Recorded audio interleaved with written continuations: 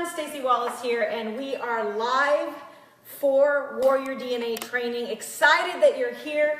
We have got tonight, we have just come back from an incredible African safari trip, walking with the lions. We talked a little bit about this last week, but what we want to talk about tonight is actually the biggest takeaway. People keep saying to us, what is the biggest takeaway that you had when you were walking with the lions, laying with the cheetahs, doing videos like wallowing around on the ground with these wild, crazy, deadly animals? What was the most incredible experience? And the most incredible experience tonight, that's exactly what we're going to talk about. And it leads us to our topic, hunger determines aggression. We're going to talk about that tonight. What I want to encourage you to do is go ahead and go in, like the video, share it. We're going to do a giveaway again tonight. Larry's going to pull that up, and Denise, and we're going to pick somebody out of the list from last week's video. We're going to go ahead and choose it right here while we're on Warrior DNA. And what you're going to get, Larry, why don't I just see this? We talked about it last week. We're going to send you my training called Due Season. And it really is all about not growing weary in the consistent battle or the consistent effort, the consistent work that you have to do in order to reach success. Due season is about, in due season you will reap if you don't faint or don't cast off restraint, don't give up. So this is an incredibly motivational training that we put together, but we're going to give this to the person that we draw. I'm going to let them pick that out while we're here doing the Warrior DNA. So stay tuned, we'll do that at the end of the video. And tonight, again, we do it if you like the video and you share it. Obviously, we want to get these words of inspiration, motivation, dedication, perspiration. We want to get it all out to as many people as we can who are right now either building their own business, working on their marriage, indirect sales, building. Many of you right now, you have your teams watching. I want to give a shout out to Miss Hill. She came up to me at the regional speech and debate tournament. My kids did amazing. They qualified for nationals. She came up to me and she said, Staci, I just want to say thank you. I think she's with a company called Plexus.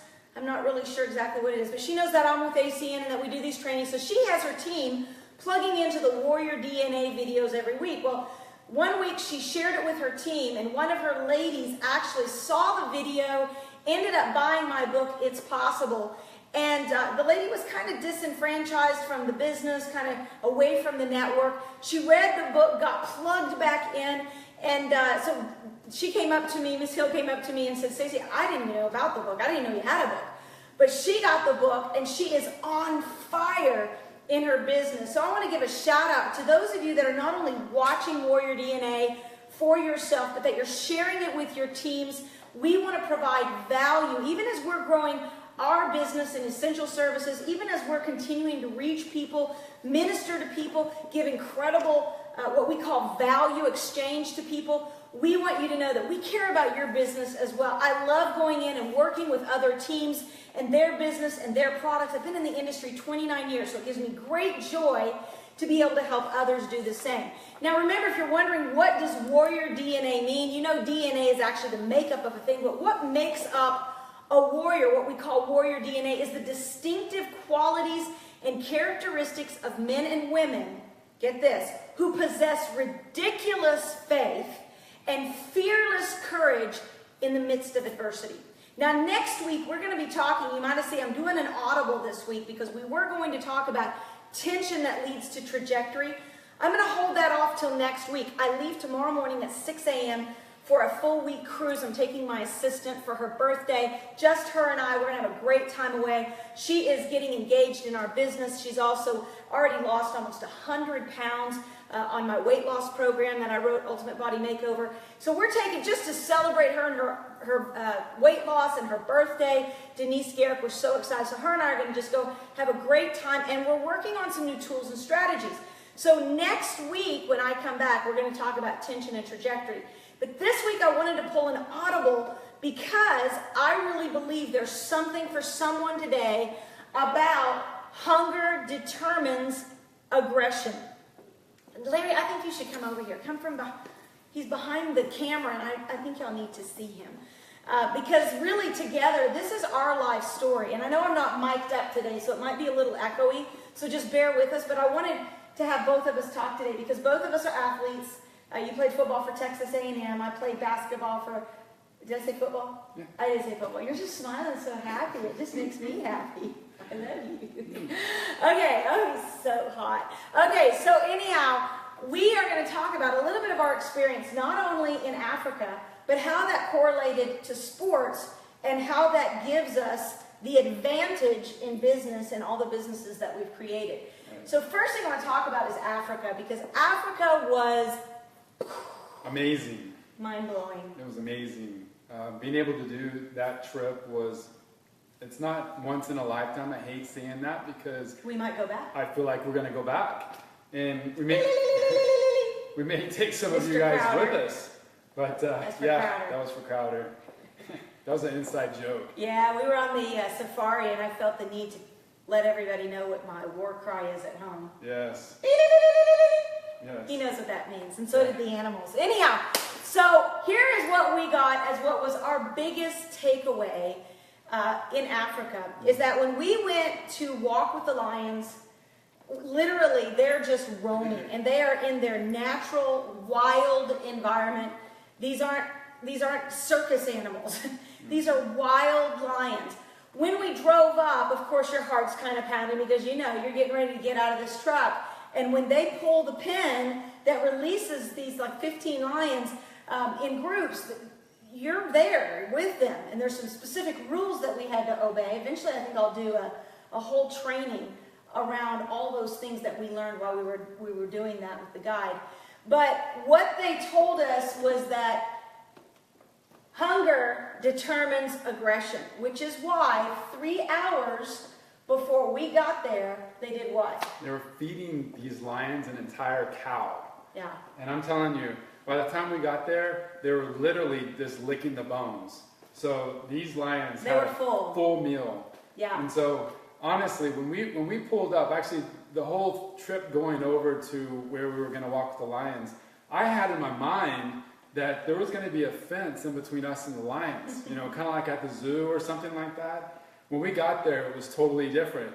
We actually were outside of the fence area where they had kept them in captivity, where they were eating this cow, and giving us instructions. And I have to tell you, when they opened up that gate, like Staci said, so there was a group of about 15 or 16 of us, and we were kind of spread out, and we were listening to the guide talk to us.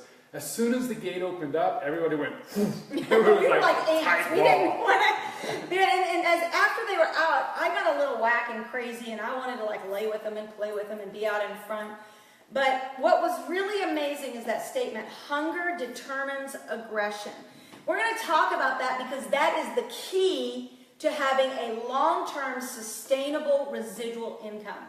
When you lose the hunger, you lose the drive, and therefore you lose the consistency, you lose the aggression. What was great is that they did feed the lions that cow because they weren't hungry.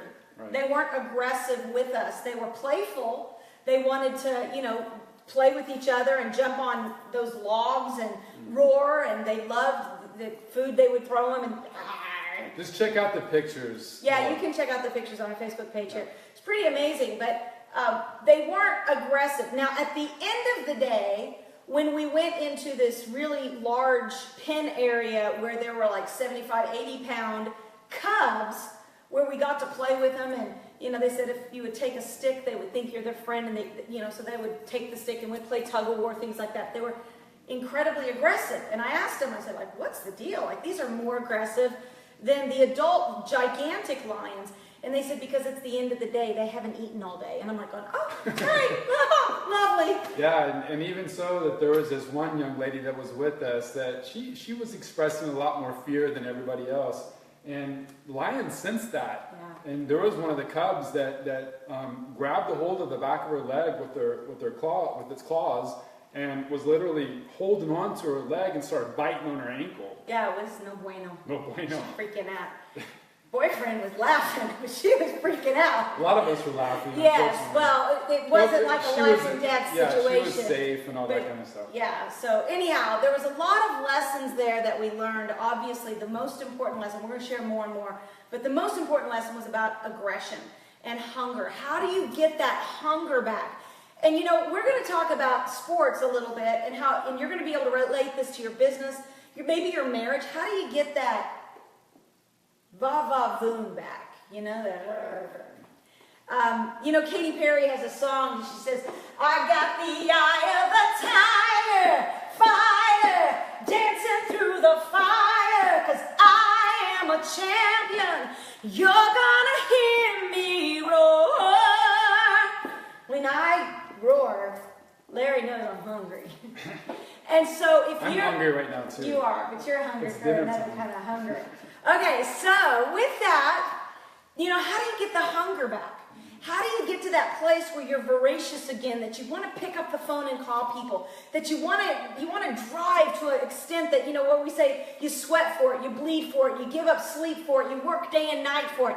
How do you get that kind of hunger? Les Brown, I had the privilege of being on tour with Les Brown and Zig Ziglar for many years. Les Brown would say, you gotta be hungry. How do you get that hunger back when you're just tired, you feel like you've been doing the same thing over and over and over again? We're going to answer that question at the end of this video, because I believe these examples were leading you up to what you can do to get the hunger back. But first, let's talk about when you were young. Obviously, you didn't grow up going, I want to be a college football player. This is my dream. I want to go play for the NFL. You were son of a single mom. His dad left when he was just 1 year old. And so he didn't even know his dad. Dad was not in the picture at all. So your mom basically had to work 2-3 jobs. You were a latchkey kid. 2-3 jobs just to make ends meet. I remember you told me about, what was it about Six Flags, that she sometimes even used. So through her job, she could get these season passes for Six Flags over Texas in Arlington. And what she would do is she would buy one of those season passes for me, and her job was not too far away from where Six Flags was. And so in order to save on, you know, child care or whatever, now I wasn't like a small child, so don't think that she was abusing me in any way, but she would take me up to Six Flags and literally drop me off and say, have fun, here's $5, get something to eat, enjoy your day. I would spend the entire day up there, you know, and from time to time I would have friends up there with me. I wasn't by myself, but she would drop me out there. I'd spend the entire day there at Six Flags as a way to keep me out of trouble. So just think about, obviously it was because she didn't have money. They were in a state of poverty, living down in Irving. And at that time, what that does is when you've got that kind of randomness, you begin to attract similar people, similar spirits, and people who are a little floating. And some of the guys that you started associating with at school were not the best characters. No, and at this time, you know, I was searching for my own way, and her not being around a lot, I would spend a lot of time by myself. And so not having the father figure there to kind of direct me on who I should be hanging around with and all that kind of stuff, and really just someone checking up on me, I started hanging around with the wrong crowd.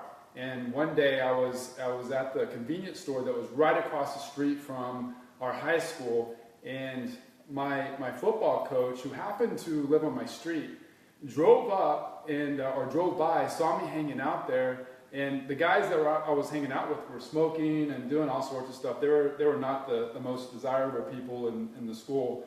And he came up, he parked his car, he came up to me and pulled me aside and pushed me up against the wall and said, Larry, he says, if you want to play for my team, you need to stop hanging around with people like this, because they're not going to take you anywhere. And, you know, it really impacted me that day. Interestingly enough, fast forward a couple years, one of those guys I considered my best friends ended up getting incarcerated, and another one of those guys that I was running around with ended up getting killed.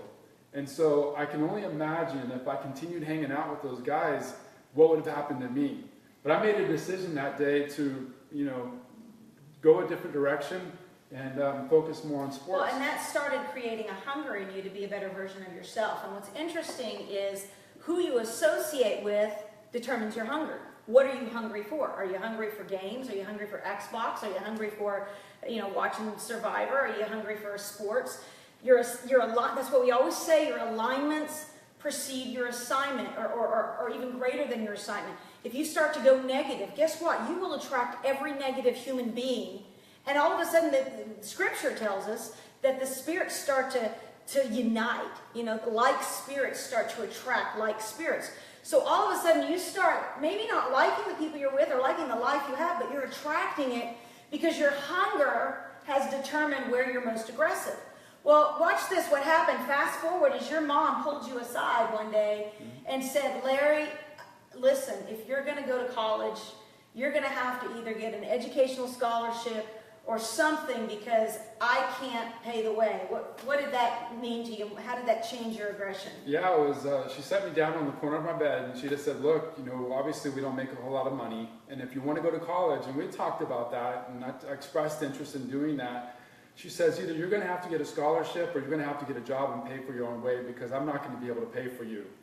And I came to realize that day that I wasn't going to get an educational scholarship because I wasn't that smart. And so I figured that I was either going to have to get really good in sports and get an athletic scholarship, or I was going to have to get a job.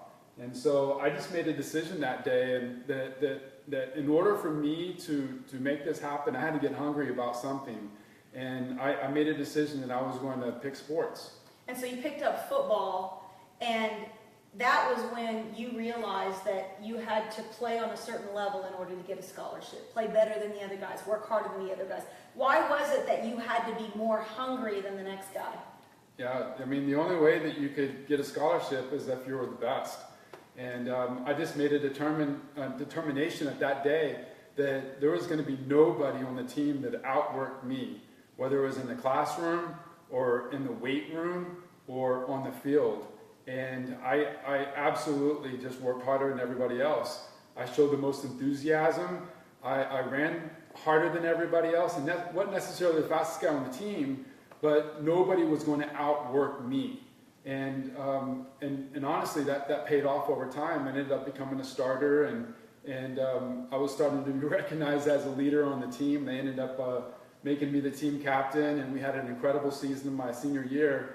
And thankfully, I was able to get recruited by a ton of Division I schools, including Texas A&M, and that's where I ended up choosing to go to school. Okay, but it got better because that practice of aggression, of working, of doing more than the next guy. It's the same thing for me in basketball. I was skinny, scrawny, tiny, and my dad just said, baby, if you want to amount to anything in this sport, you're going to have to work harder than any of those other girls. I mean, they were at least a foot or more above me, and certainly at least 20 to 50 pounds heavier than me. So when my friends or my teammates would practice, I would always stay an hour later.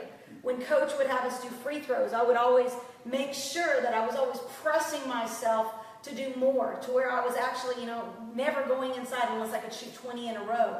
When I could shoot 20 in a row, I'd up it to 25 in a row. I practiced my ball handling skills out in the streets. I'd put all these little spots on the street and practice behind the back and through the legs. And I just became hungry because I knew that in order to be something in basketball, I would have to play harder, just like you said. And so if that's in sports, well, before I say this, what happened in your career at Texas A&M? I mean, you didn't have just an average career.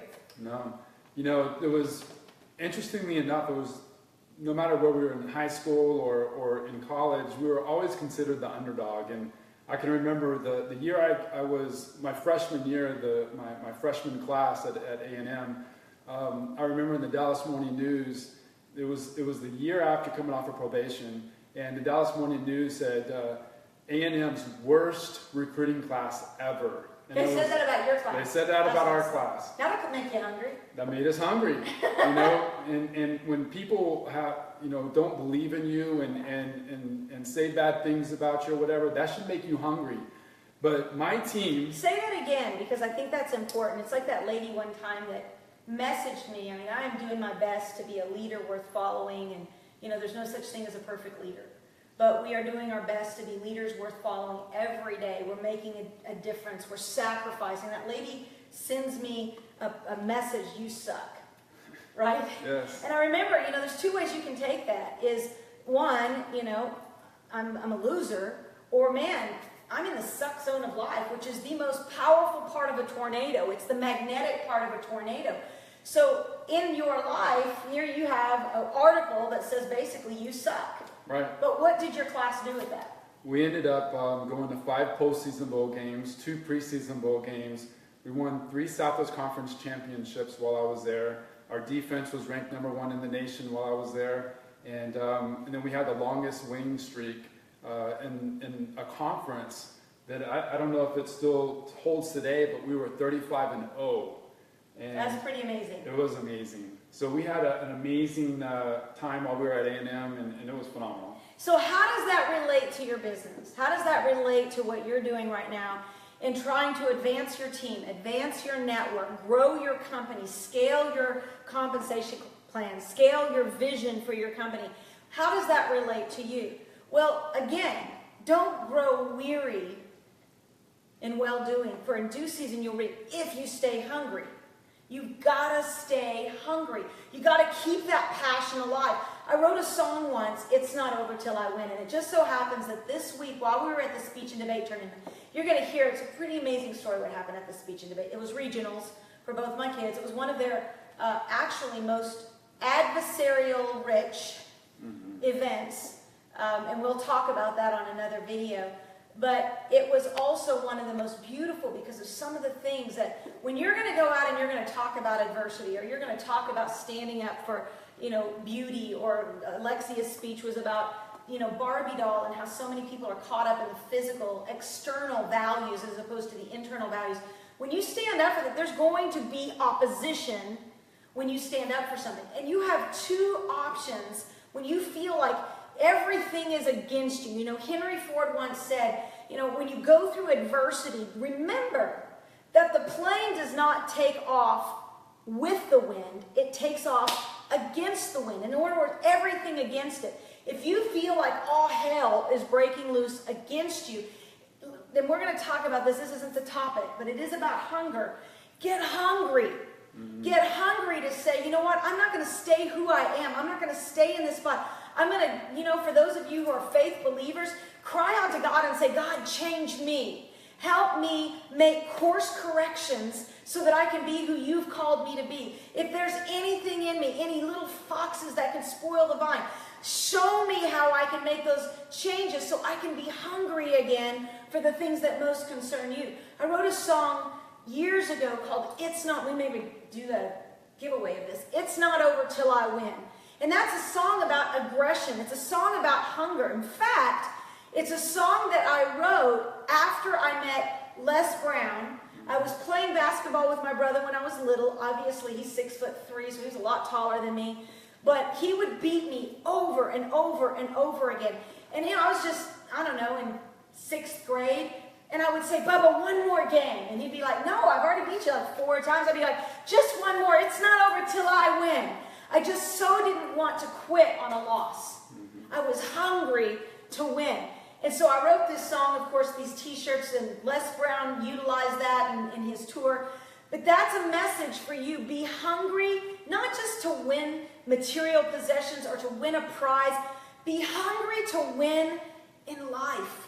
Be hungry to win that you are a light that other people can follow. Be hungry to win so that life's opposition or situations don't cause you to become just like those lions. When they were full, they were no longer aggressive. Well, good for us.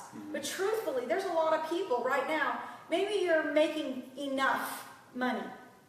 And so you're not hungry anymore. It's not that you've got to make it work. Maybe you're full enough with voices that are around you that you're not hungry for your best. You're settling for status quo. You know on the inside of you, are you being the best version of yourself? And if not, you got to get the hunger back. If you've stopped calling people, remember we said peak 5 people a day, engage 5 people a day in your business.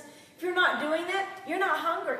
You're full. Something in your life has filled you up that you think you don't have to. If you're not going to meetings anymore and you don't think you need the meetings of your company or of your business, you're not hungry.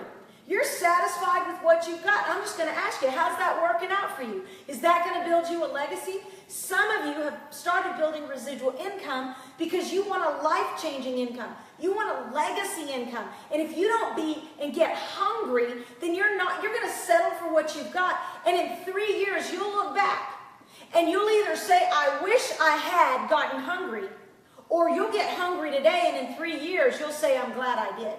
And that's the price you pay. So let's answer the question before we go. How to increase your hunger. How do I increase my hunger? I mean, Staci, I'm tired.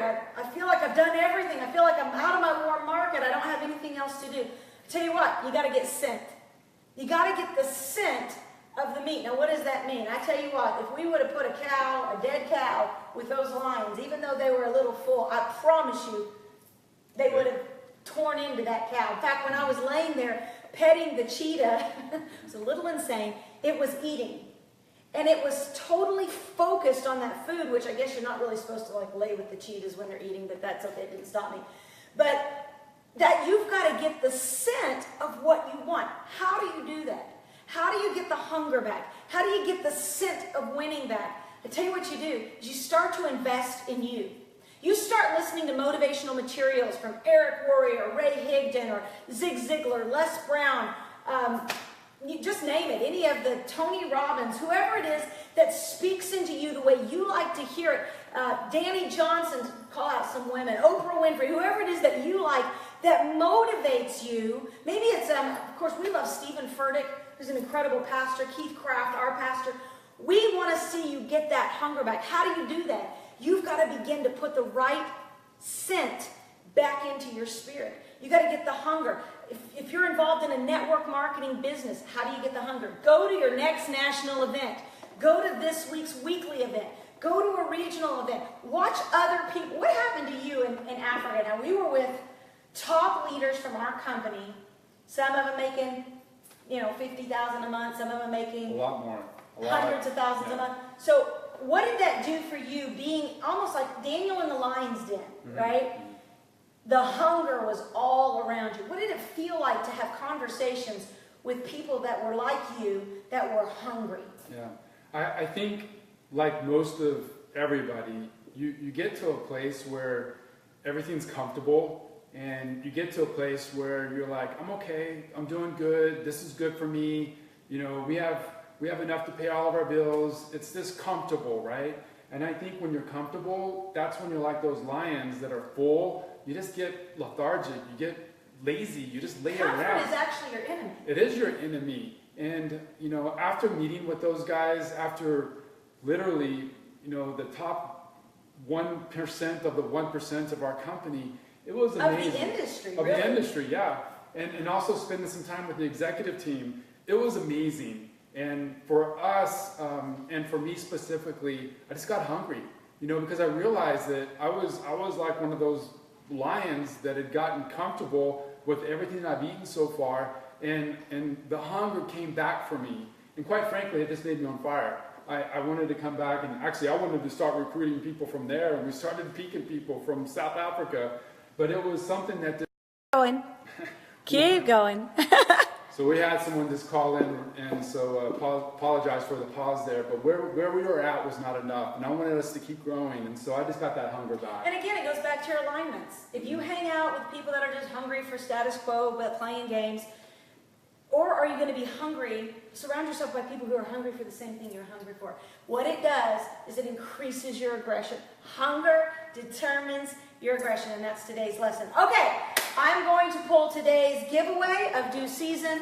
You guys, this is awesome. Share this with your friends. We're going to do a giveaway every week, so when you share this and like it, we're going to put you into a drawing. The winner for this week, it says, is Alvin Johnson. So Alvin, you're going to get due season. We'll make sure we get this to you. Denise Garrick, my assistant, will reach out to you and make sure you get this. So congratulations. Remember, guys, now is the time. This is the place, and you are the one to help us make life better for many. God bless everyone. Have a great week.